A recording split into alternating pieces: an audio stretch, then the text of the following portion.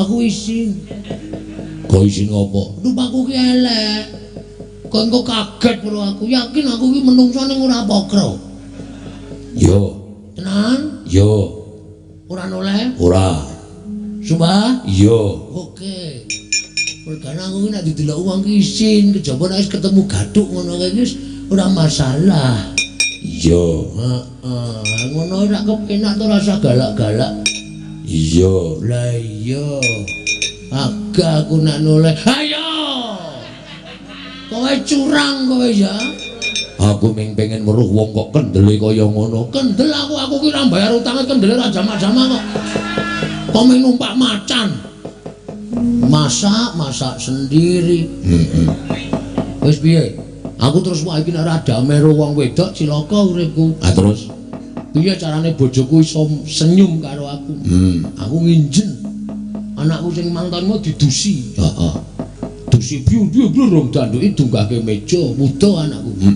Terus ning dhuwur meja jathil. Dung dung dung dung dung dung. Bojoku kemeklen.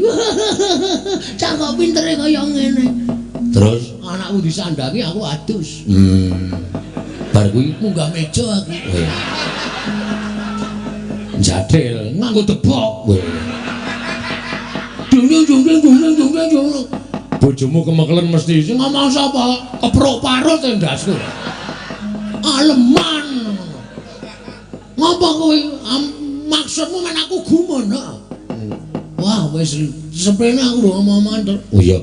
Nek karo bojo ki aja sok sia-sia, sing ngladeni iki ya kowe. Heeh, aku ya mbok ya. Ah iya. Lene sumerga ngopo? Aku ngangkep para tuaku. Kok iso? Wah, sekarang ya kejadiane sini-sini terus rasa diceritake ya. Ditake. Ora ditake tak aja. Isin aku tenan yakin sumpah isin aku mbok aja ngono tak liyane wae ya. Ono. Ditake kuwi ditake. Anu, kan bojoku tak tukoke anu daster. Kembang-kembang pink. Oh.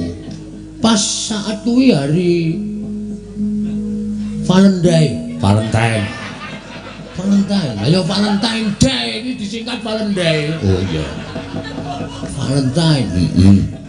Hari Valentine. Ayo tak tukoke rok pink senenge ra jamak-jamak. Heeh. Terus tak tinggal lunga. Oh. Kerja aku. Neng PT. PT apa? Produser. Nyebelekke nyong. Nyong iki Banyumas. Iya, aku yo ngerti nek mung basa.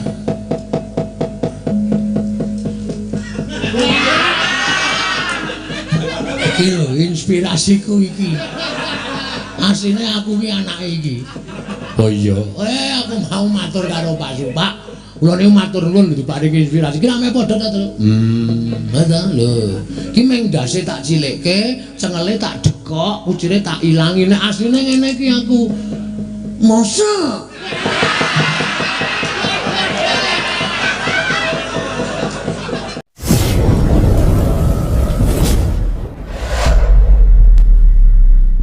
Dimatur sejatosipun Kanjeng Rama bilih kula dereng saged mangon bali wisma. Narasoma kowe gelem apa ora takon Malakarma? Iya, yen papunten dereng saged Kanjeng Rama. Kok durung iso piye? Kudu iso. Nuwun papunten dereng saged Kanjeng Rama.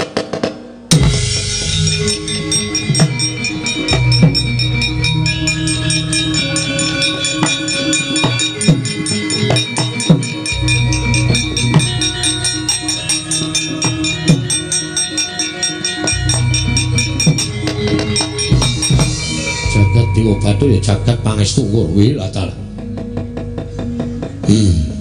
Tinggal sekawit kowe iki gawe maremi wong tuwa. Nanging barang saya suwe rembugane lah kok tinemune kowe malah wani karo wong tuamu. Nuwun sampun.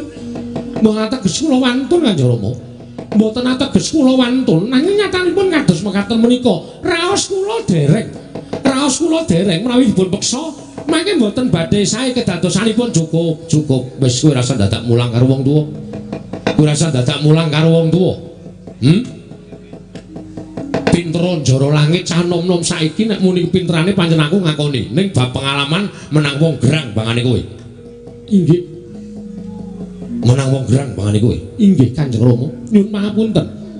Namung raos kula dereng dugi, raos kula dereng dugi. Yen durung tekan, kuwi kowe sinau supaya tekan. Ngono lho. Sinau supaya tekan. Kandhi kowe golek srana utawa kancamu wong wadon diajak supaya bebarengan dijawe rasane merga tresna kuwi uriping jiwa ingkang suci. Kula kang sangka kuwi dina samengko kowe tak jawuhi supaya jauh kowe ora usah dadak wani karo wong tuwa. Kowe ora usah dadak wani karo wong tuwa, kowe dhaupa. Nyuwun pangapunten dereng saged. Nyuwun pangapunten dereng saged. Narasoma, Wonten dawuh. kowe wani karo aku ya? Nggih, mboten Kanjeng Rama. Kowe wani karo wong tuwa? Mboten Kanjeng Rama. Nek ora wani manuta, iya nyuwun pangapunten mboten saged menawi bab kala krama menika mboten saged. Kula tasih kepengin piyambakan gesang wonten ing alam padang menika, tegese kurang gatekke marang dawuh wong tuwa. Tegese kurang gatekke marang yuswane ramamu Mandrapati. Kowe leleh luweh marang kahananing Mandrapati. Ora sudau kanggo anak sing wani karo wong tuwa. Ora minggat tak bandem dampar pecah sirahmu kowe Narasoma.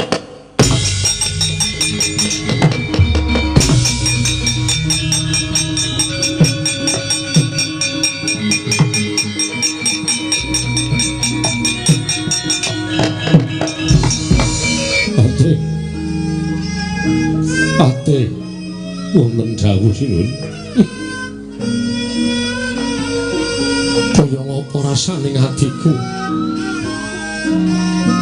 Narasoma, kuwi anakku sing tak gadang-gadang bisa gawe pemareming wong tuwa ning nyatane badal-badal kaya jaran ucul. Aku ki wis tuwa, mung kepengin ngepenake uripku, nyawang negaraku, nyawang karo anak bojone Narasoma sesuk. Aku pengen momong mantu ngemban putu, ning tinemune anakku kok badal kaya ngono, nerak pacak nrajang perbatang. Iye, kula piyambak boten mangertos kados pundi Rati Narasoma anggenipun menggali perkawis menika diweji. Pate wonten dawuh. Aku kudu piye? Mula gage kowe tutura karo aku. Aku kudu piye? Ih. Sak mangke monggo lenggah wonten ing dampar langgur miyen. Panjenengan nedeng Siniwaka. Nedeng dipun adhep sanggaring Kurawa, Kawula, Nayaka lan Punggawa. Menawi ngantos kapirsan utawi dipun tingali dening para ing sami semiwa, menapa boten lingsem penggalih paduka Kanjeng Sinuwun Prabu Mandrapati. Menawi ngantos tetel kanalindran paduka namung babakan perkawis ingkang putra. Miturut pemanggih kula, sak mangke ingkang putra saged dipun gulawenthah malih langkung sae sinuwun. Kula aturi lenggah, kula aturi ngetingalaken dhateng jejeg adegipun alindring Mandaraka.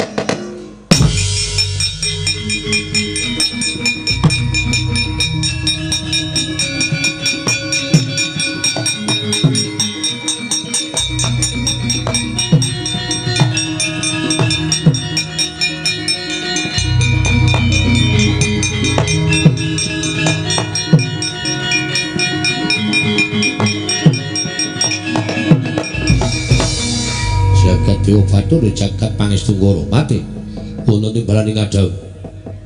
Wektu dina iki aja nganti wedi kangelan susulen tungkanen si Narasoma. Iya, pareng paduka.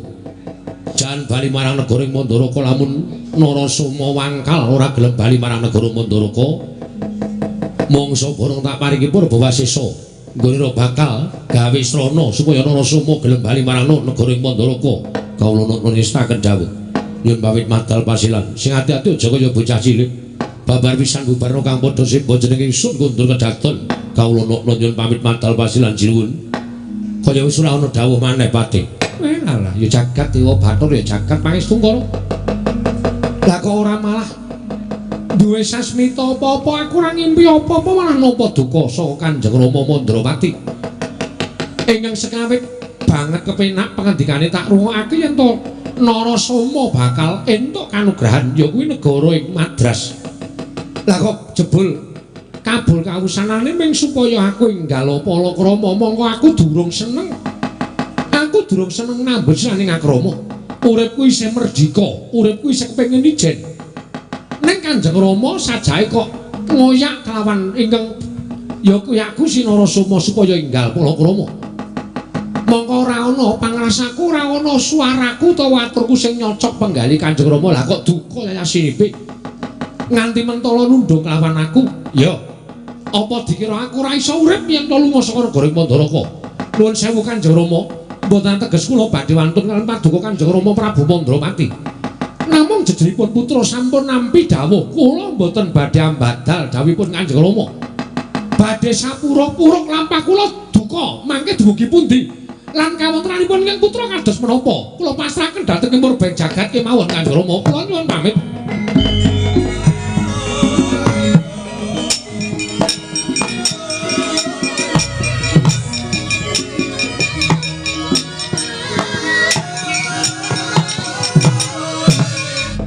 Nuwun sewu Raden. Paripaksa kula ingkang nungka dhateng timbahipun Raden Narasoma. Wanter dawuh timbalanipun ingkang Rama. Dening abdi kematian kedah saged hamboyong jengandika Raden kundur wonten negari Mandaraka inggih wonten ing negari Madras.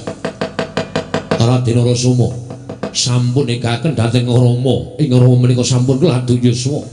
Sampun ngantos jengandika nilar negari Mandaraka. Raden kula ingkang nungka dhateng panjenenganipun Raden Narasoma. Kula nyuwun mahapunten.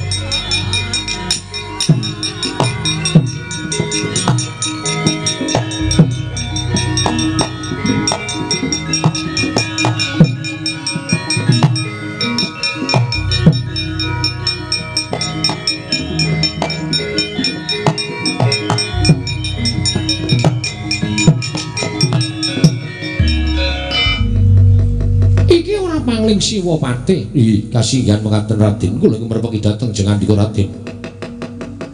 Ana apa Pati? Apa pancen diutus dening Kanjeng Rama? Apa pancen kersaning Siwapati pribadi? Yen mapunten. Raden Narasoma badhe tindak dhateng pundi? Pati wonten dawuh. Ora usah dadak ngambali pengendikane Kanjeng Rama mestine wae Pati mireng. Yen to Narasoma ora dikanggokake ana negara Mandaraka, malah semune Kanjeng Rama wis mentala kelawan aku. Aku ditundung lunga saka negara Madras. Niatku ora bakal bali marang negara Mandaraka. Gandeng Kanjeng Rama wis mentala, bakal tak lakoni uripku tanpa mapan ana negara Mandaraka. Waduh. Menawi jenengan dika Raden menika mentala kados mekaten, ibu kados menapa risak ing penggalipun Kanjeng Rama. Inggih menika punden kula Prabu Mandrawati. Nyatanipun kula kinten pengendikanipun ingkang Rama menika mboten lair batos. Lho, ora lair batin kepiye? Tiyang sepuh menika menawi duka adat saben sok mekaten. Kula caosi prisa Raden. Nalika panjenengan minglar saking negari Mandaraka, tumunten ingkang Rama nangis muwun krana getun ngedalaken dawuh ing kados mekaten menika kala wau.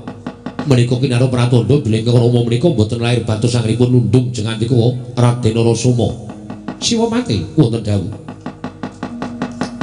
Getun tiba mburi iki wis akeh banget pirangane lan akeh banget lupiyane utawa contone. Mula sing jeneng wong tuwa wajib tinuwa tuwa lan tinuwi-tuwi kuwi sak pengendikane kudu dipenggalih, aja ngawu gawar ngawur. Luwih-luwih Kanjeng Rama kuwi nalendra ingkang wis ngladuk yuswa. Mestine wis tuwa ndahar gempalaning jagat legiasi ning kahanan lan wis ngerti marang kahanane panjenengane dhewe. Mula yen ana perkara kuwi wajibe dibeta nganggo nalar sing ganep digelar lan digulung, aja nganti keseluruh dalan sing kleru. pangendikane Kanjeng Rama wis paring dawuh. Yen to aku ora nindakake dawuh Kanjeng Rama, doh nyono cerak nyono padha mestani yen to Nalendra Mandaraka Prabu Mandrapati kuwi ucape blendra-blendre kaya banyu tumumpang godhong sentrik. Ora kena dipercaya dening para kawulane. Mula kira-kira njunjung drajating wong tuwa. Nadyan aku putra kudu ninggalake kamukten kadonyan derajat pangkat negara Mandaraka. Tak lakoni mergo aku njunjung marang asmaning wong tuaku. Waduh. Kula lajeng ngaten Raden. Lho, mestine kudu kaya ngono sing tak lakoni. Nyuwun pangapunten. Samenika ngaten kemawon. Cekak aos kula kadhawuhan dening Kang Rama mboyong Raden Narasoma kundur dhateng negari Mandaraka. Kadhawuhan Kanjeng Rama mboyong aku kundur ing Mandaraka kasinggan mekaten. Saiki ngene. Ganti tak takoni. Panjenengan badhe nyuwun paring dawuh menapa? Yen aku gelem tegesipun panjenengan tasih tresna dhateng tiyang sepuh. Junjung derajatipun ing Rama. Upama aku ora gelem, mongko dasarku antaraning gelem karo ora gelem kuwi miturut petunganku apik nek aku ora gelem. Lho. Dasaripun menapa? Aku wis matur lho. Nek aku gelem bali marang negara ing Mandaraka, mongko akeh kawula sing ngerti baliku mau didhawuhi dening Kanjeng Rama. Mengko akeh para kawula sing padha mestani Ratu Mandaraka Prabu Mandrapati kuwi mencla-mencle guneme. Wis dawuh karo Narasoma supaya minggat kok kongkonan patihe supaya mboyong Narasoma apa ora jeneng ratu sing blendra-blendre. Nek yen aku lunga saka negara Mandaraka, tegese aku njunjung drajating wong tuwa sabda Brahmana Raja. Ngendika sepisan ora kena wala-wali kaya Krisna tumaming drancang seta. Ngerti? Inggih, janipun leres. Lah, nek wis bener kono bali kowe. Siwa patih ngrangkanana wong tuaku sing apik-apik.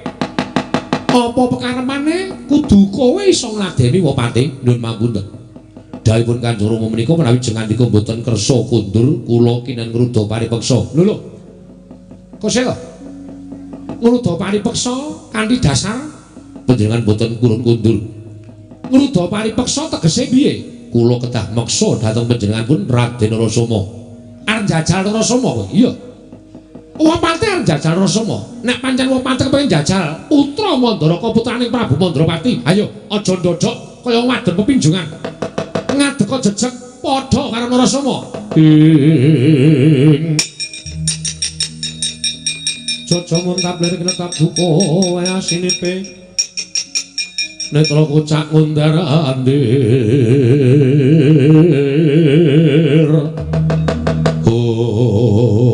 Nuwun sewu Raden, tak jabel basaku.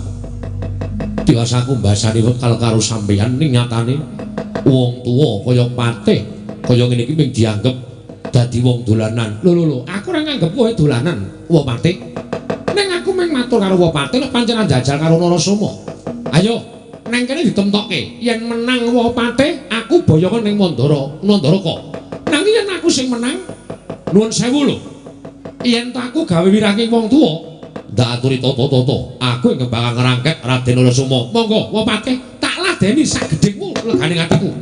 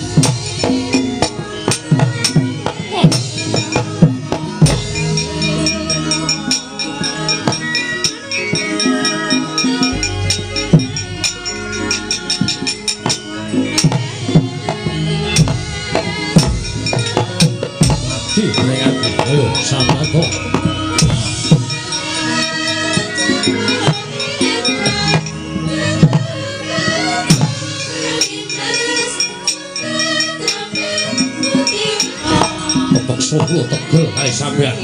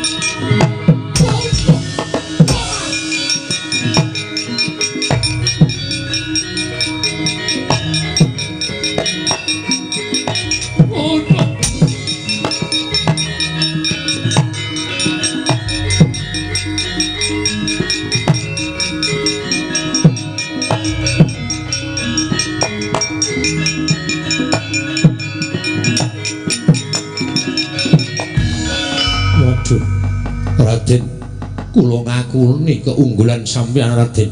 Wah Pate. Mboten nami kula menika badhe wantun dhateng tiyang sepuh. Kula namung nuruti dhateng keparingipun Wah Pate. Anggenipun badhe ngruda peksa kaliyan kula. Kula nyuwun pangapunten. Menawi kinten kula jarak perkawis miloro dhateng jenganti Wah Pate. Nggih, mboten dados menapa. Mboten dados menapa Raden, malah sak mangke ingkang bombong dene Paduka Raden Narasoma sampun gadhahi kegiatan ing kados mekaten. Kula titip Rama Prabu Mandrawati. Bab perkawis kula pinasran negari mangke gampil tuwin sak mangke kula kadhawuhan palakrama menika ugi gampil. Mangke menawi sampun ganep petanganipun manahipun Narasoma, kula janji wangsul kula dhateng negari Mandaraka, kula sampun mboyong putri Wapate, kula nyuwun pamit.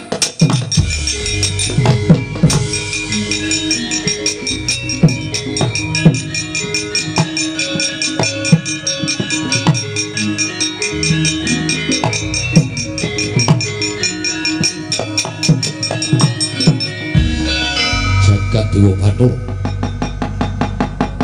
atos kaya watu kekarepaning Anggir Narasoma.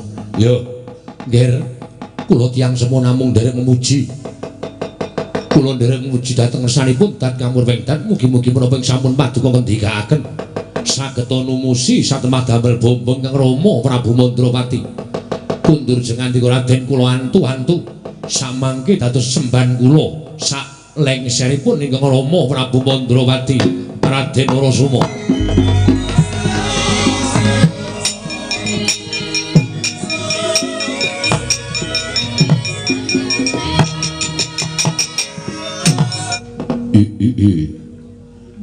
Om Dedyan Kala Ludra Mas Patik Raja Dewaku. Anakku nggih, anakku wong ayu. Nganti bingung nggonipun bapa napakake kalawan awakku. Nggonmu tansah duwe sloga ingkang beda kalawan adat ingkang wis. Pendak-pendak kowe metu saka pesanggrahan, saka pertapan lidang ana ing tamaning pertapan kaya ana sing mbok oyak, kaya ana sing mbok goleki. Nganti selagamu beda kelawan adat ingkang wis. Setyawati, Pujawati, apa sing mbok goleki lan karepmu piye, gegayuhmu apa? Gandeng kowe isih duwe wong tuwa, aja sok ngiwakake marang wong tuamu, matura. Apa ingkang mbok singetake ana ing ceceking rasamu, Gage? Kowe prasaja karo bapakmu aku Bagaspati. Setyawati, Nuwun sewu Kanjeng Rama Premban. Estunipun anggen kula ngrungkepi dhateng pepada paduka menika lingsem dhateng awak kula piyambak. Mboten namung jingandika ingkang boten saged nglenggahaken dhateng panjenengan, nanging kula ugi bingung napakaken dhateng awak kula piyambak Rama Premban. lho, kok ngono wangsulamu? Para satata ingkang prayoga, aja mbebundheti astaning wong tuwa. Lenggah sing prayoga dina inggih ngestaken dawuh. kaya aja selak, kaya aja ngapusi. Wong tuwa kuwi luwih ngerti tinimbangane sapa wae.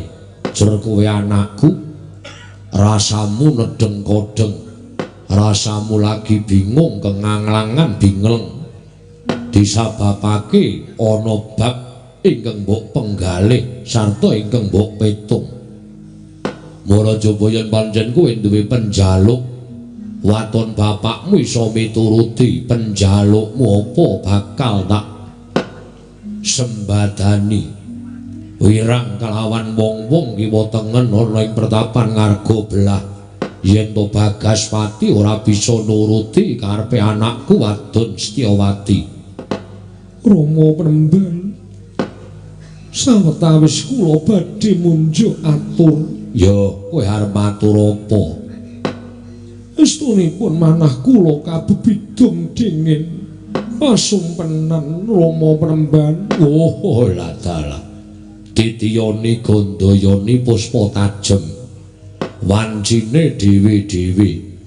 Adat saben impen sing bakal nemahi kuwi yen to wanci jam 2 nganti tekaning gagat esuk.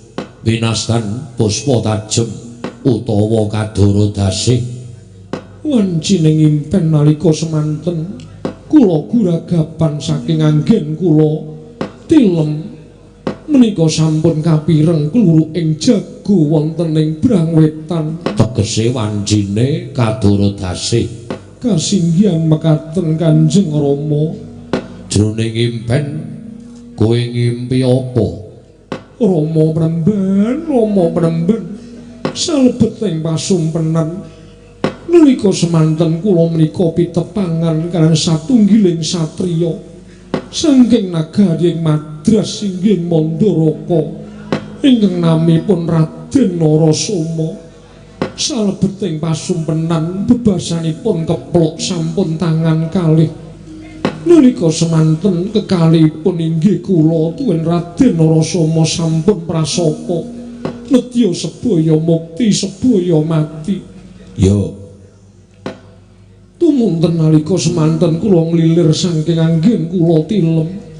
Dumadakan sepi sampun suwung boten wonten lenggahing Raden Narasoma.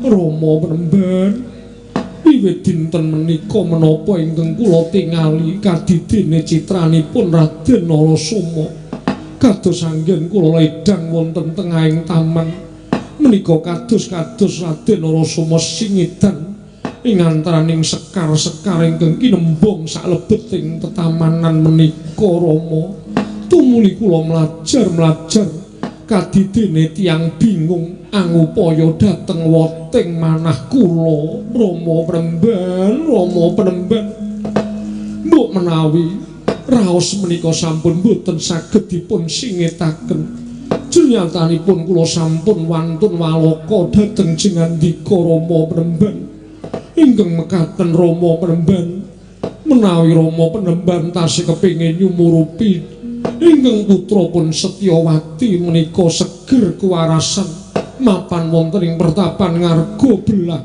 mugi paduka Rama Penemban kersa madosaken jejantunging manah kula inggih menika pun Raden Narasoma. Rama Penemban. Lah dalah wong Detyan kala lutra Mas Patik Raja Dewaku. Lah rak tenan to. Ora bakal bisa goroh karo wong tuamu. Nyatane ana sing mbok delekke lan mbok gembol ana jroning atimu. Lah bener antamaning penggaling pun Rama yen to anakku wadon lagi kaprawasa marang rusaning rasa tresna. Nganti kowe matur kelawan pun Rama yen to wis ketemu karo sawijining satriya kang aran Raden Narasoma atmajaning nalinduring Mandaraka. Oh, Setyawati, kabagyanmu ya kabagyaning pun Rama. Yen to nganti kowe nandhang susah, aku ya ngrasakake ora kepenak nggonku nglakoni urip. Mula apa sing dadi penjalukmu mesti bakal tak udaneni sarta bakal tak sembadani. Setyawati, tunggunen sawetara wektu tak golekane sing jeneng Raden Narasoma tak boyonge marang pertapan ngarga belah. Yen to pancen Raden Narasoma iki mengko kersa rawuh ning ngarga belah, yen ngono pancen pesthi jodohmu kowe bakal dhaup karo putri utawa putra negara Madras. Nanging yen to pun Rama ora iso nemokake Raden Narasoma, Cahayu kowe aja gelo rasamu. Jagat iki digelar ora mung sak godhong kelor, wong lanang piye wae akeh. Mula kang sangka kuwi, dina iki aku njaluk pamit. Tunggunen pertapan ngarga belah sawetara wektu pun Rama hak budal ngupaya Raden Narasoma. Rama kundur paduka Kanjeng Rama Penemban. ora nganti Raden Narasoma nyuwun pangapura ateges panjenengan sampun wentara nyumurupi kesangsaning gesangipun Setyawati. Aja ngono. Menungsa diwenangake budidaya ning garising pesthi gumantung marang purbaning dat kang urwedat. Wis aja walang ati rasamu tunggulen sawetara. Aku tak budal golek Raden Narasoma. Sembah kula ingkang gumiring Jengkar Watu Karama Penemban. Yo Setyawati.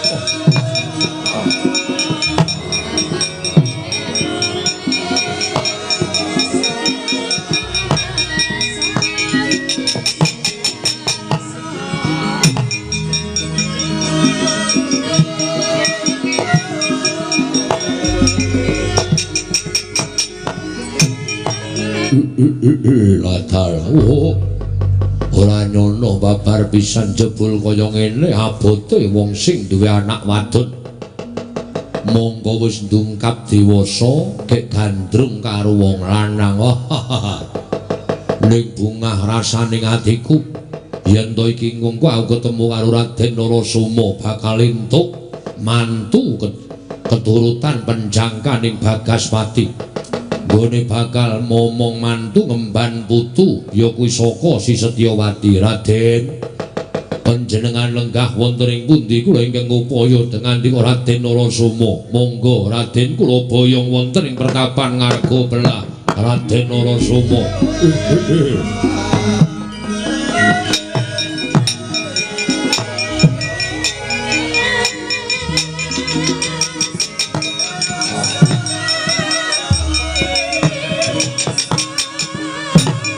Kok seragame beda rek? Mau janjine nganggo ireng. Bareng aku metu nganggo ireng kowe nganggo kuning. Wong ki ora tertib Pak Tru. Kowe ngapa ya awake kok dicat kijing barang ki?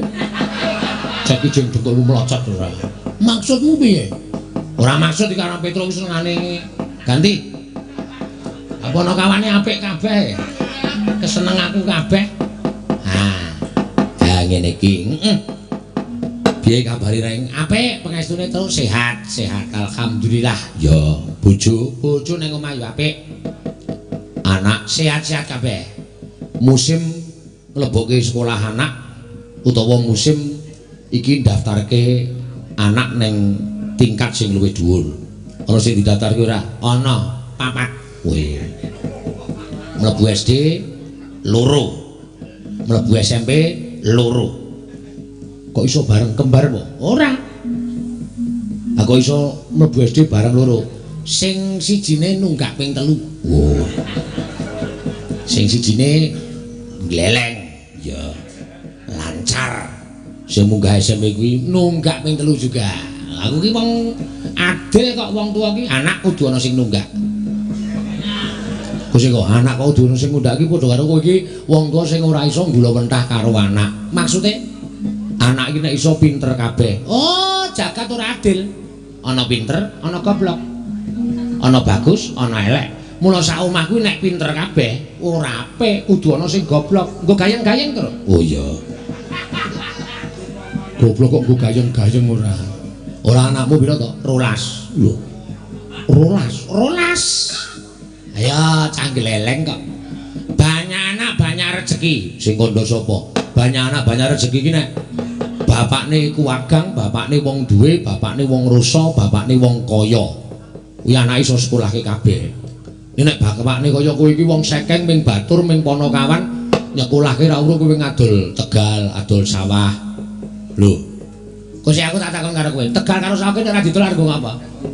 Lho, kuwi nggo tinggalan anak-anak. Kuwi jenenge gobloke anak. Anak ki men golek dhewe. Tegal sawah ki didol nggo kebutuhan wong tuwa. Soalnya nek butuh urip golek dhewe. Ha iki penemu sing kleru. Tumrapmu kleru, tumrapku bener kok. Kowe aja ngeyel. Terus? Kowe Wis rasa tok tanduke engko ming gelut. Wong Gareng ki wong ngeyel, anak 12 ki piye wis jan anggere esuk ki mak brol saka omah kuwi wuda kabeh. Apa? Wah, wong jijiki kae tenan. Aku wis dadi leke nek dicedhaki grisi kok. 12 ki ora ana sing waras, sikile do gujiken ra karo-karoan. Monggo omahe cilik wis gagasen ambene gedhe kok nek turu. Wah, urung tau mlebu omahe Gareng kok. Esuk jajal bar subuh kae. Heeh.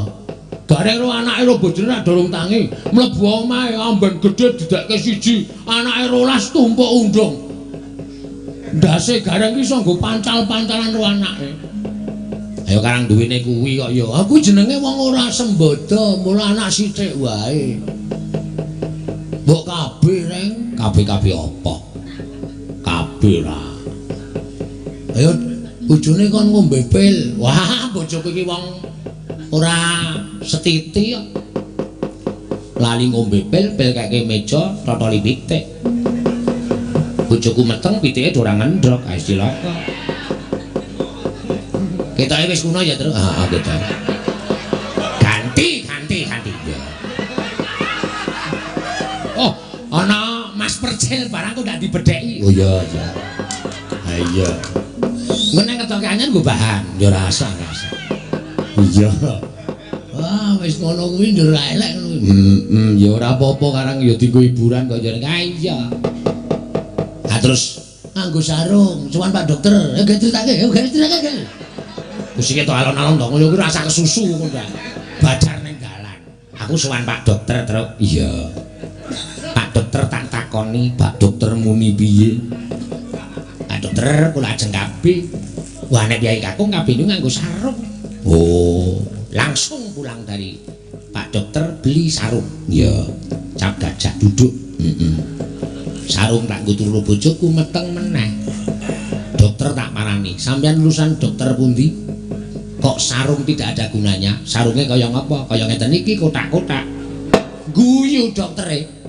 Sarungnya kaya ngeten iki. Nek kok ngeten iki lek nganggo teng pundi? Terus doktere karo sarunge lebok nggon jempol teng mriki niki. Kula tuku papat, jempol tangan tak nggoni loro. Jempol sikil tak nggoni loro. Terus turu bojoku meteng meneh. Aku nesu, tak dobrak lawange dier. Pak Dokter sampean niku ya muni mak dier. Tak dobrak lawange terus tak nggo. Kok tak nggo takon iki sarung iki pripun kok mboten mandi? Doktere buka gambar. Pak Gareng niku goblok kok dienggo dhewe. Niki lho gambare teng mriki niki. Wah. Lagi paham aku. Saiki wis aman. Iya. Nang omah ya tak nggo, ning sawah ya tak nggo. Ning pasar ya tak nggo. Ngawekani to ya, Tru? Iya. Sing jeneng menungso iki kedunungan ina lali salah apes lan telek. Mbora aku ki engko ndagel dhewe aku tak sing aku sik terus kowe ngono lho. Gentenan ora dipek dhewe ora. Iya. Dadi 12 ya ora apa-apa. Sing barep lanang nggih biar kepengin dadi polisi. Wo.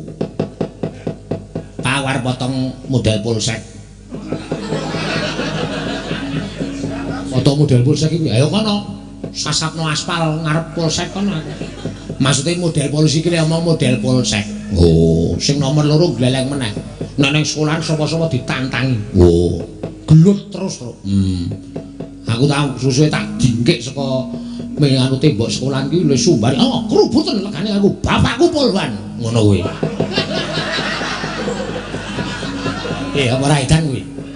Lah anakmu ki dong ora polwan ki apa? Ayo polisi wanita to, anggape aku ki banci napa piye?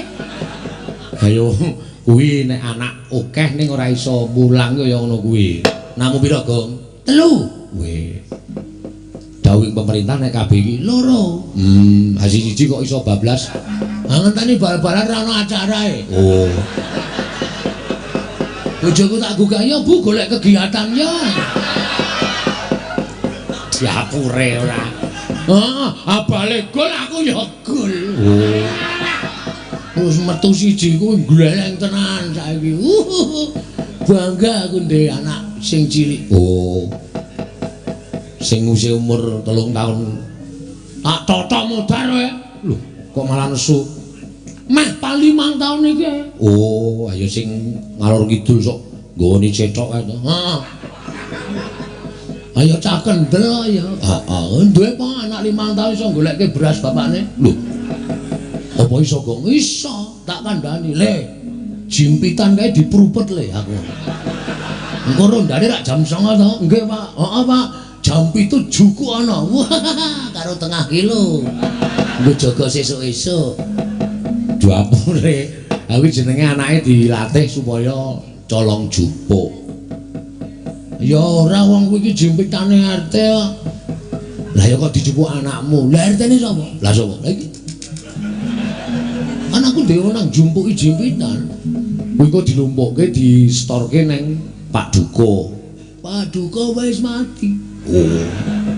Wis ora ana sing disetorke. Oh ya wis. Tak pek dhewe, Truk. Heeh. Glelenge ora jaman sing cilik iki jan asli wis. Aku tau paduro bojoku. Seminggu ra omong-omongan susah aku kopi gawe dhewe. Masak sendiri. Heeh. Wis piye? Aku terus wae iki nek ora damai karo wong wedok cilaka uripku. Ah terus Piye carane bojoku iso senyum karo aku? Aku nginjen. Anakku sing mantanmu didusi. Heeh. Dusi biu-biu rong danduki dunggahke meja, muda anakku. Heeh. Terus ning dhuwur meja jatil. Dung dung dung dung dung dung dung. Bojoku kemeklen. Cak kok pintere kaya ngene. Terus Anakku disandhangi aku adus. Bar kuwi Munggah meja aku. jatil Nganggo debok. Weh. Dung dung dung dung dung dung dung. Bojomu kemekelen mesti Sing ngomong sapa? Keprok parut ndasku. Aleman. Ngapa kowe maksudmu men aku gumun? Wah, wis sepene aku lho ngomong terus. Oh iya. Nek karo bojoku aja sok sia-sia, sing ngladeni iki ya kowe. Heeh, aku ya mbok ya. Ah iya. Lha nesu mergo ngopo? Aku ngekep maratuaku. Kok iso? Wah, sekarang ya kejadiane sini-sini terus rasa diceritake ya. Ditake. Ora ditake tak aja. Isin aku tenan yakin sumpah, isin aku. Mbok aja ngono tak terus liyane wae ya. Ono. Ditake kuwi ditake. Anu, kan bojoku tak tukoke anu daster. Kembang-kembang pink. Oh. Pas saat kuwi hari Valentine. Ayo Valentine Day ini disingkat Valentine. Oh iya. Valentine. Hari Valentine. Ayo, tak tukoke rok pink senenge ra jamak-jamak. Heeh, terus tak tinggal lunga. Oh, Kerja aku. Neng PT. PT apa? Produser. PT luar negeri. Nyampur wedi pasir. Oh. Laden tukang. Ayo karang tingkat kok ya ora mulai seminggu aku selakan banget rasane. Nang mripati gawangan, nang mripati ora ana sing tak sama kejama bojone tanggaku. Lho. Tak golek bojomu. Bojoku ndek lali, lek ngomong lali terus. Iya. Bojoku gegawangan padane netra iki ora ya kejama bojoku mulai ngebes aku. Heeh. Tekan ngarep majluk mlayu aku slape ngekep bojoku. Heeh. Ana wong isa-isa nganggo ndrek ping kuwi mau. Tak sikep saka mburi. Sayang aku. Maratuaku ki mengo wong idian ngono. Mau terus klepat lunga ora mulih aku turu nang cakruk. Sore kae bali malah maratuaku kuwi dandan mero-mero kae. Caidian. Ayo baleni ngono kuwi.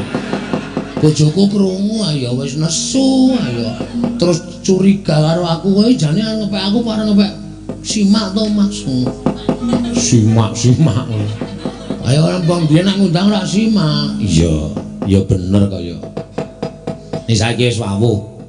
Damai wawuh ora. Omongan kok troco. Wawuh. Iki aja salah kuku lho. Wawuh ki nek cara yoja damai. Oh. Berarti berpegangan ku wawuh. Oh iya, wis. Oh iya syukur. Aku kok ke sepatu wae. nganggo nyogok bojo. Lemu banget saiki, Tru. Ayo kaya ngono kae. Kudu tenan bojoku ki bobote meh 150 kok. Wih. Lemu banget to. Heeh, kowe ngerti ra jaketku sing ngabang kae? Kae ra celana daleme bojoku kae. Dasmu. Cah omongane ra. Tanggo sedeng e. Saking ademe ki ra mungsu adem to. Heeh. Aku arep turu ngarepan nyaut kuwi langsung tanggo kok demes kae kok ora ana benike iki. Tak iling-ilingi lho.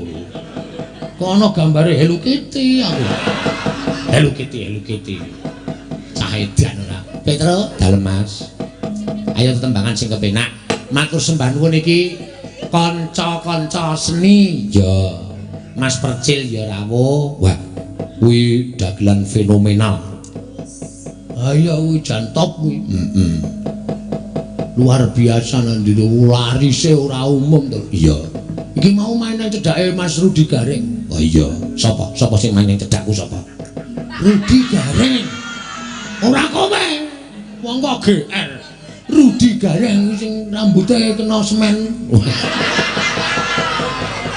Rambutnya kena semen. Mau bar main saka kono elok tenan iki. Iya. Lagi winong wong pokoke. Mau anggere ngendi-ngendi iki YouTube iki mesti Percil dan Mas Kutet ngono kae. Wah ya syukur aku seneng itu nang ngono kuwi. Melu seneng, melu bangga bahwa kesenian kita itu tidak akan habis dimakan zaman. Waduh. Coba sa Indonesia kuwi. Lho. Jangan nyepelekke nyong. Nyong iki Banyumas. Iya, aku yo ngerti nek ming basa.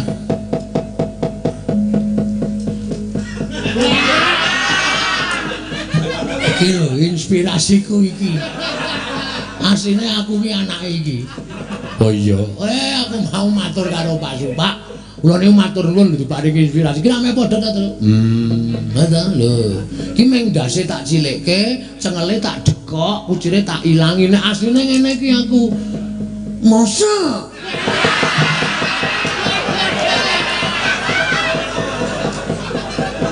Oh, tenan asli. Aku mah wis matur karo Pak Sugeng. Dadine ya ngene meng suarane tak gawe suaraku. Oh iya. Orang lek golek aku nganti 9 bagong model bagong cacahe 9. Sing nginggahke kae lho, dalange Rembang Sigit kae. Oh, Singgahke kuwi 9 bagong kuwi disinggahke. Lho Mas, bagong sampean sementen cacahe ketemune nembe niki. Heeh aku. Oh, disinggahke to. Heeh. Singgahke karo Sigit kae. Ha iki terakhir aku jane mbiyen yo nganggo kucir. Oh, ning tak ketrok. Ndak padha. Itu kan ciri khase pepundhenku, Pak Wondo. Aku ya kudu golek ciri khas dhewe ra ketang tiru-tiru kono. Ning apa-apa ki isane saka tiru-tiru terus. Oh, iya ya kok. Heeh. Ora ana wong sing iso dhewe iki ra iso. Mesti tiru-tiru kabeh iki mesti tiru-tiru. Mengko nek tiru-tiru menemukan jati diri. Bener. Ya ngono kuwi. Heeh. Kok Halo, Doro Pandu. Ditutke Bapak Semar. Nggih. Ae ya disowani ya. Doro Pandu apa sapa kae? Embuh aku ya ora tek odong. Kok gondrong? Doro Pandu ki ora iki gondrong kok ora. Monggo, yuk. Doro. Napa to, Gus? Mas Suryanipun kok kati ngarengu. Sajak nawung sungkawa, Den, kula nyadhong dawuh, Ndara. Ndara kepareng kula cemadhong dawuh ingkang ngabdi punala gareng. Gus enten apa kok sungkawa, Ndara Pandu? Enten apa Ndara kok sungkawa, Gus? Kakang Semar. Dalem. Rumangsa Rudrah penggalihku. Bingung. Mergo kepinginan ingkang tan bangkit bisa kasembadan. Mangke riyen. Tembung sampeyan kok kaya ngoten. Gus, monggo. Napa to sing dipenggalih? Nek dikeparengake Semar cemadhong dawuh, kula nyadhong timbalanipun Ndara Pandu. Nang nek menika mboten kepareng kababar dhateng abdipun Semar, ha inggih sampun. Kula jejering namung Panakawan.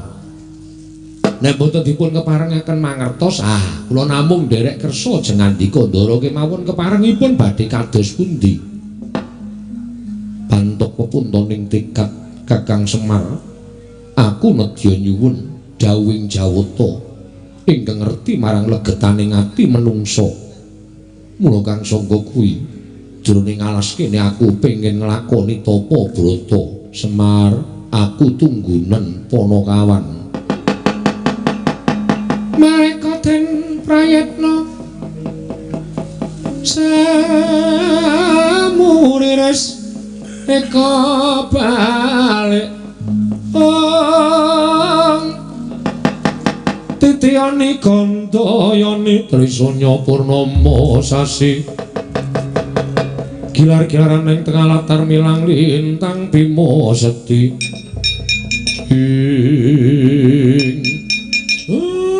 kowe do krungu ora ndaramu nglakoni tapa brata dilakatran iki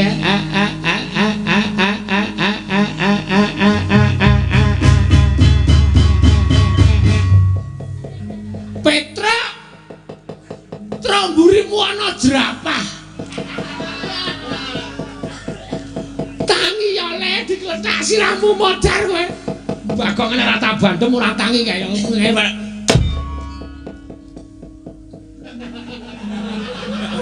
manusia macam apa kuwi? Ana wong tuwa dibantem, Kang, noleyale, napa ora napa kok. Cajiri, sirahmu rada medhon. Ngene, wis gek noleh. Wah. Selamat datang. Oh ya wis ketok ya ini. Petra digugah reng, ya dibantem kae undang-undang. Oh tak antil jerai tenan. Ana wong turu kok diganggu senengane ora.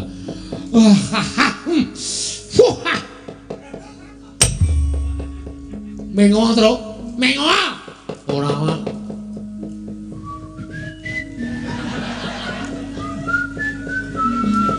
Kae bapak digugah kae ndak dibrakot bokonge kelong marai wedang-wedang kae kok.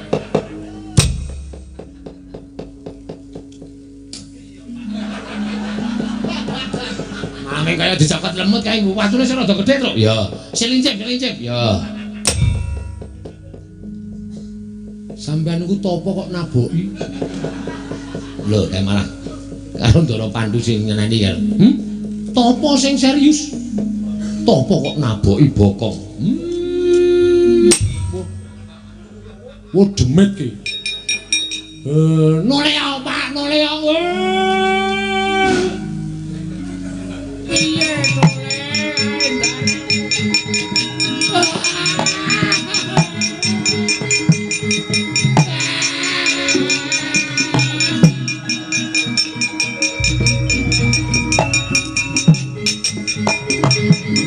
lah kok dadi eneng macan semono gedene kowe do mlayu ndaramu disaut. Petruk, kowe sing jangkahmu amba tanganmu dawa ora iso ngrebut Ndara tendiang sirahmu. Wis mangsa bola kok. Aku arep ngasuh. Kudu wong tuwa tak plinteng saka kene. Aku masrah aku. Petruk ora iso ngrebut macan ajian. Reng, ngapa? Ngapa ya, Truk? Ndara direbut. Aku ngantuk, telung bengi rung turu. Wis kraca kok aku. Ndara direbut. Ora iso ngrebut, dudu adine Pak Gareng. Aku arep ngantem sapa iki?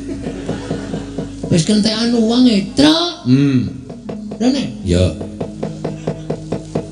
Macan tak uyake. Oh iya, wani apa kowe? Macan yo kecil. Oh iya. Wah, kene ning kuku barang kok iki. Oh. Kene nggo nyuwek matamu. Ora karo wong tuwa kok. Terus piye? Golek glugu terus. Nggo ngopo? Wis to. Ya. Glugu pompring. Manut. Ya. Dawa apa cendak? Terserah. Ya. Watu ayo. Watu ya kena. Ya. Bunder apa kotak? Kok anggere balene tak gajul kowe. Mung cerewet wae ora gawe. Kotak ya kena, bunder ya kena. Ya. Wong ki takon sik kok ya. Iya. Sian nggo ngopo? Wis nyok keproke ndasku. Lho. Engko nek mati, Weh lah. Mati urip kuwi gaweane Gusti, gawe. nek pecah, Engko tak tambale cerewet gawe to. nyempsi melang ya gua. Wis kok to. Ora iki ngapet tenan. Ya, lamit lho. Heeh. Weh, setro. Pisan gas gajal. Iki rada mendem iki. Ya. Pisan gas. Wis apa ndak malah muntah engko. Ya. Wis ngene iki gleleng ngene iki to. Macan ketok sak kucing ngono. Ha iya. Direbut kok. Ya, rebute. Ora melu lho, Tru. Iya. Wis tau yae rasa kuwatir.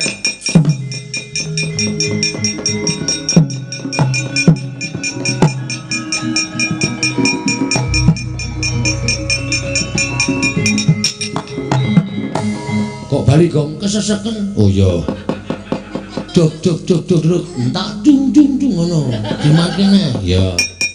Musuh sing mendem aku tambahin Tru. Iya tambahin. Wes iki wis tenan iki wis. Wes. Gleleng tenan iki. Heeh. Hati-hati lho. Lho, sing hati-hati iki aku. Heeh. Hati-hati lho, Gong. Ya.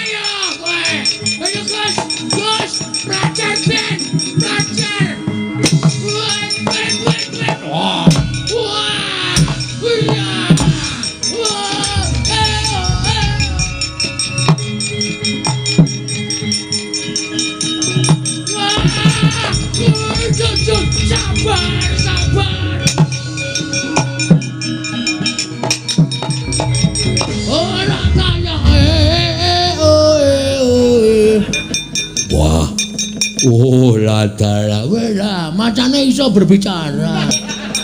Yo, aku iso omong. Sopo iki wong kendel banget? Aku. Alon bae. Ayo mah aku ayo.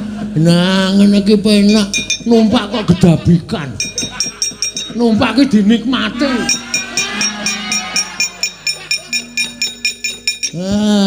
Tenang ngene iki lho lah. Sopo kowe? Hah? Sopo? Aku apa? Renaldi. Randeng aku Bagong. Bagong? Heeh. Kowe sapa? Sardula Seta. Waduh. Serem. Sardula Seta. Kowe arep mangan bendaraku. Aku ngelik. Aku golek pangan. Kowe kok numpak karo aku? Mangan sing numpak. Aku macan kok tok tumpaki. Aku kena numpak sak-sake kok.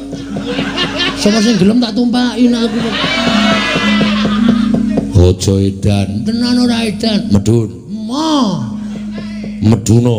Wegah aku lagi sedih kok kon medun ngopo ya? Meduna. Ora medun tak uncalke tak kipatke. Kowe kuntal ketatap watu sirahmu pecah tak pangan. Wis panganan wae. Wis aku dasare urip ya jelek. Menggo permainan gareng ro Petro. Wis patenan wae ora masalah aku.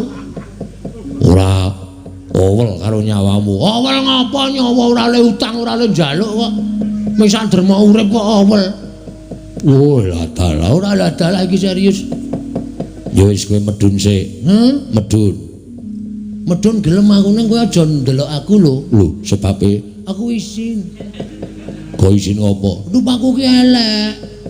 Kok engko kaget karo aku. Yakin aku ki menungso ning ora pokro. Yo, Tenan? yo, Ora noleh? ora. Sumpah? Yo. Oke. Mergane aku ki nek didelok wong ki isin, kejaba nek wis ketemu gathuk ngono kae wis ora masalah. Yo. Heeh, ngono ora kepenak to rasa galak-galak. Yo. Lah iya. Aga aku nek noleh. Ayo. Kowe curang kowe ya. Aku ming pengen weruh wong kok kendele kaya ngono. Kendel aku ki ora bayar utange kendele ra jama-jama kok. Kok ming numpak macan. Yo. Ya iya. Ya wis medun. Ya wis. Ora noleh lho. Ora. Kok aku tak melayu. Yo, mlayu kok. Ya.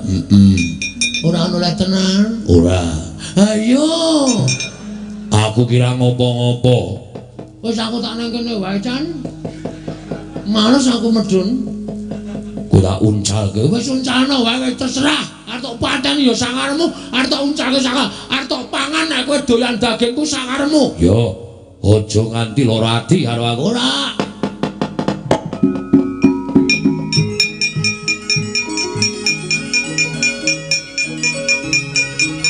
Oh.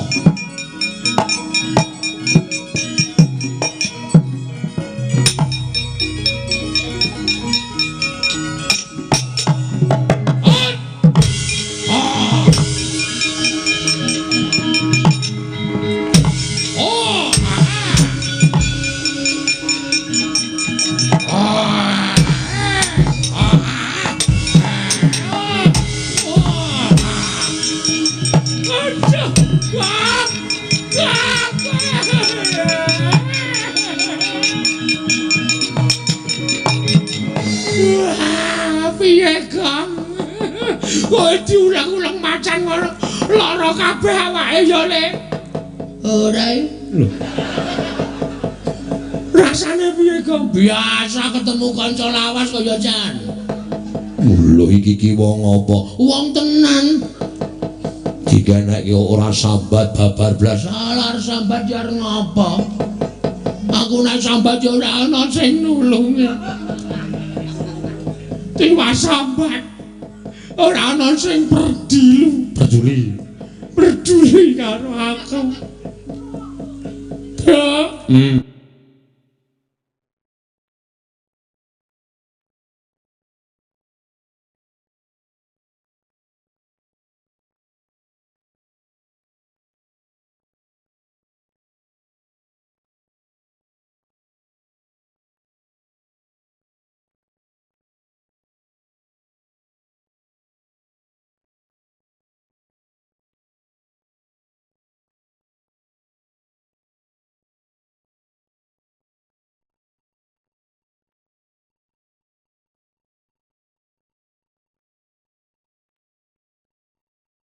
Anu.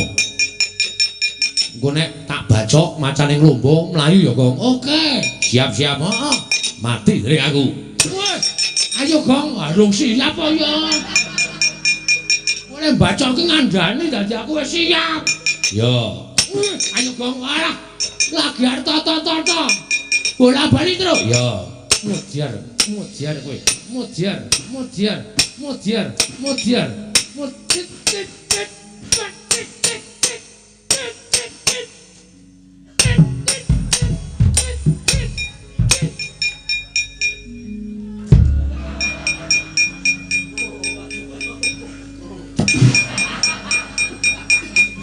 Nyambut gawe nek karo ngantuk ya ngene iki. Macan nglumba, Bagong tak bacoki raine. Ya ngapura ya, Gong. Nek kowe mati, Reng, awak Bagong mati. Cangkeme. Bagong mati terus. nek mati ki nek cara desaku ora mlumah. Napa iya? Mengkurep tegese wis pasrah karo bumi pertiwi. Oh ngono ya. Ya nek mati nek Piye rae? mati tenan. Buktine Mengkurep. nek cara nggon aku wong mati ki ora mengkurep, Lah ngapa? tengok-tengok. Kuwi tegese wis ikhlas ninggal keluargane. Apa iya? Wah, mati tenan, Tru. Buktine Tengok-tengok saiki. Nek cara nggonku ki nek mati ora mung tengok-tengok ning karo omong-omongan. Bukti nek mayit pancen wis lila lahir batin ninggal ragane. Wis tau weruh ana mayit dememeng, heeh. Antel mencelat kowe. Ya diam terus. iya. Ra urung njaluk ya diem ora.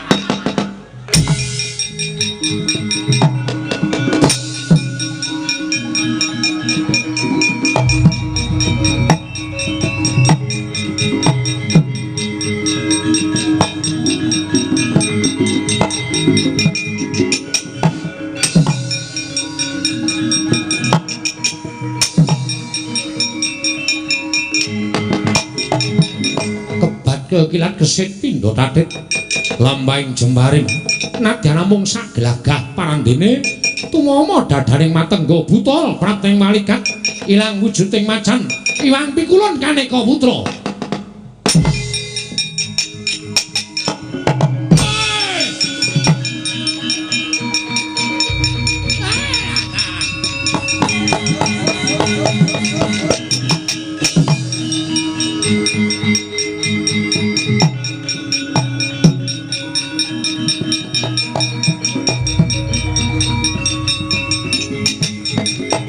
Alukon lagune nglekas lukita linuting kidung kadung kadereng amomong memangun manah rahayu Kencang warudaya pak pong bubala kali cedhe sapa sing gawe. Pandu kita aja kaget apa nulun ingkang dadi macan mau sayekti dinuta dening Sang Hyang Jagat Giri Pratingkah ya Sang Hyang Jatimurti. Kinen dawuh kelawan jeneng kita netepi kelawan sumpah prasetya kita kelawan putri ing Mandura. Dina samengko sumurupa nggih agan prapta negara Mandura. Kita wis diarep-arep kelawan pacangan kita ya kuwi Dewi Prita, ya Dewi Kunti Talibrata Pandu.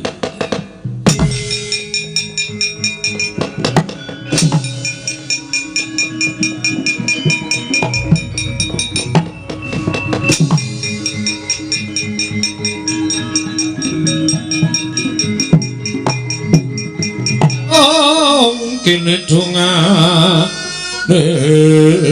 kung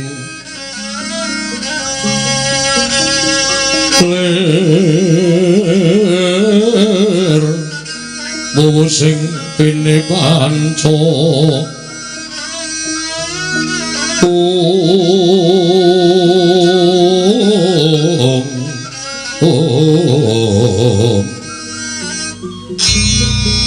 Pepetoking ayam wana mrak manguwuking pagagan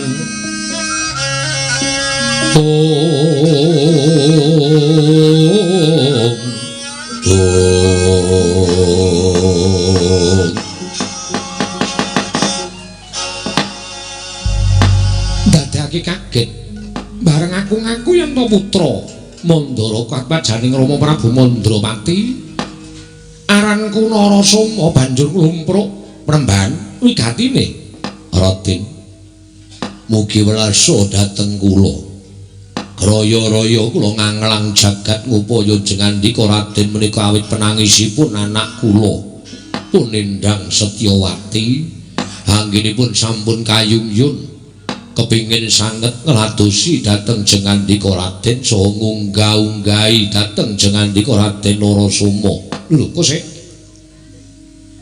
kowe duwe anak arane Ndang Setyawati kasinggihan mekaten Raden.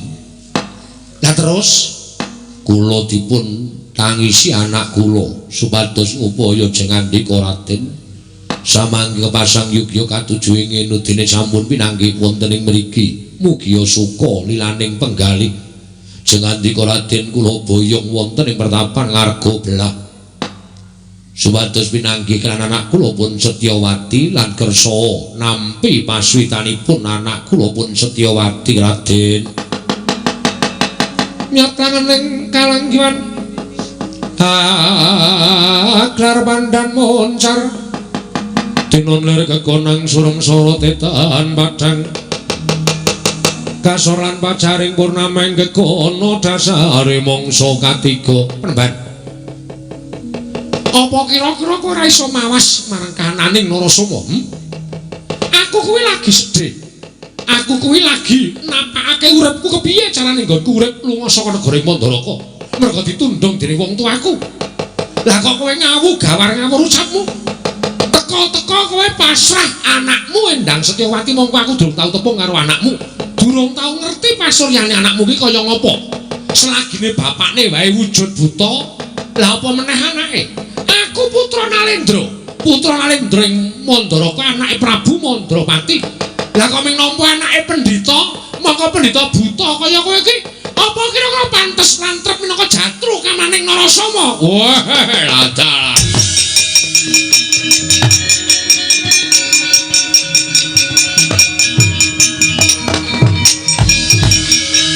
nuwun sewu Raden panjenengan mangke menawi pinanggih kaliyan anak kula tartemtu mboten badhe saged selak lan badhe ketukulan raos tresna kaliyan anak kula ora apa mbok anggap aku terus saudon terus saurupan iya apa mbok aku anggap wong cepete napa piye iki anak ratu lho Bagaspati aja sapenakmu dhewe iki putra Nalendra Mandaraka aku ora sudi madeni anak mayo kowe minggat terus kok papan kene aku tak neruske lagu saut dadi apa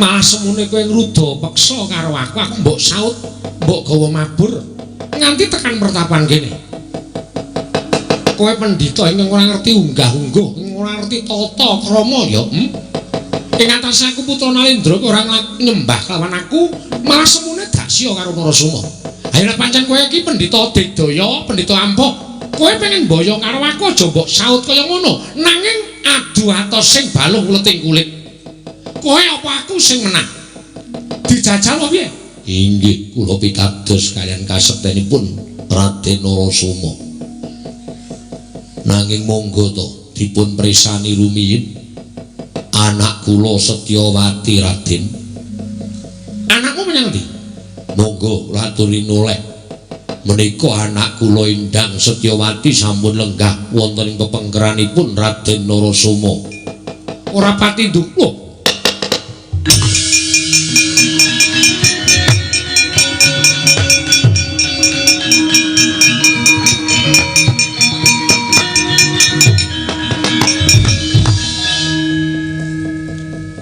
iki anakmu Penemban inggih wola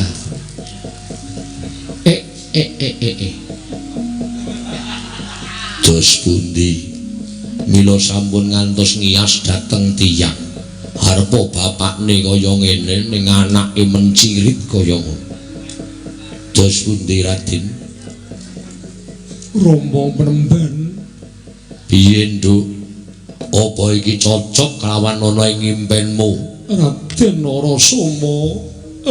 Narasoma sesembang kula Raden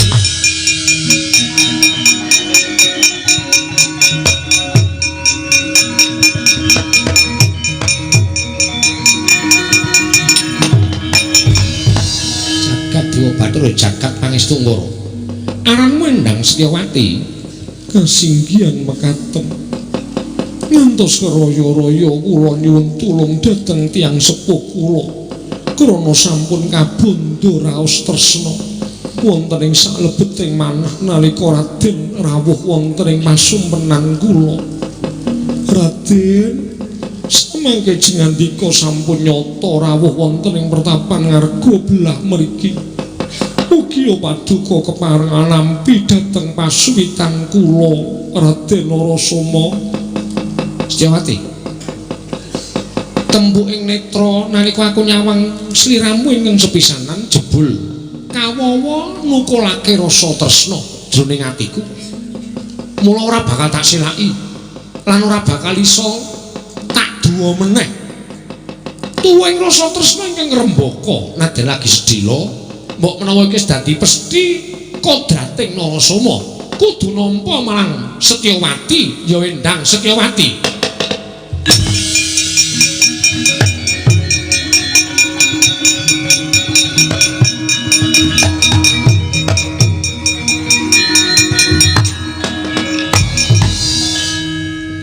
Menawi sampun gambuh, menawi sampun mathuk Raden, kula tiyang sepuh namung jumurung ndederek.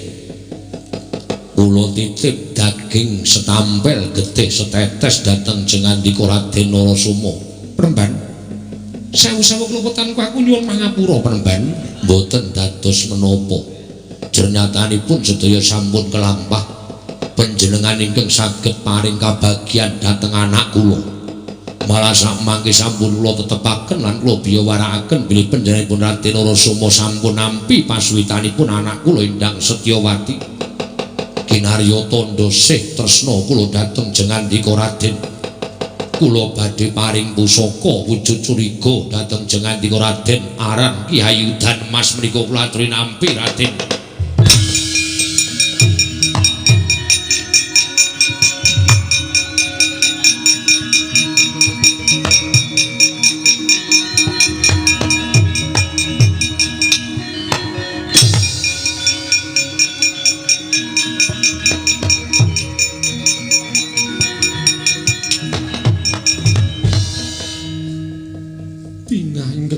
Pepindhan dene sakmangke kula sampun saged nuruti dhateng krenteking manah kula Raden. Nalika aku lunga saka negara Mandaraka didhawuhi Kanjeng Rama supaya rabi. Mongko aku jane isih kepengin dhewe. Ora ana wong wadon ingkang keduga iso ngrubahake bebeteng jiwa kasatriyaning Narasoma. Nanging bareng aku dipondhong bapakmu diboyong marang pertapan kene, tumuli weruh lawan sira Yayi Setyawati ya Endang Setyawati. Lah kok jebul